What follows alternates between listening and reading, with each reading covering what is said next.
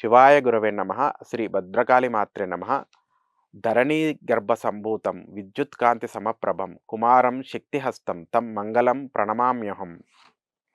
నేను మీ రుద్రోజు నాగరాజు. నేటి కాలగమనంలోని గ్రహ సంచారాన్ని, పంచాంగ విశేషాలను పరిశీలిస్తే 13/1/2026 మంగళవారము. దీనిని శాస్త్రంలో భౌమవారం అంటారు. కుజుడు అధిపతి. తిథి దశమి. కార్యసిద్ధిని, కీర్తిని ప్రసాదించే ధర్మతిథి ఇది. నక్షత్రము దేవగురువు బృహస్పతి అధిపతిగా కలిగిన విశాఖ నక్షత్రం ఇది. మిశ్ర సంజ్ఞ కలిగిన నక్షత్రం. అంటే సాత్వికత మరియు ఉగ్రత రెండూ కలిగిన రోజు ఇది. ముఖ్యంగా బ్రహ్మముహూర్తంలో నిద్రలేచేవారు లేదా ప్రయాణాలు చేసేవారు గమనించాలి. ఉదయం 5:01 నుంచి 6:46 నిమిషముల వరకు వర్జం ఉంది. సూర్యోదయానికి ముందు ఉండే సమయంలో దైవ ధ్యానము తప్ప ఎటువంటి ప్రయాణాలు, ముఖ్యమైన పనులు నిషిద్ధం.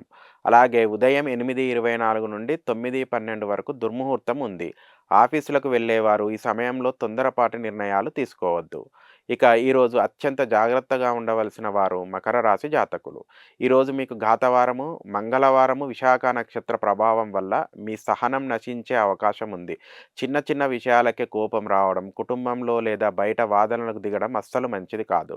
అలాగే వాహనాలు నడిపేటప్పుడు, ఆయుధాలు లేదా యంత్రాలతో పనిచేసేటప్పుడు ప్రాణగండం ఉండే అవకాశం ఉంది. అప్రమత్తత అవసరము.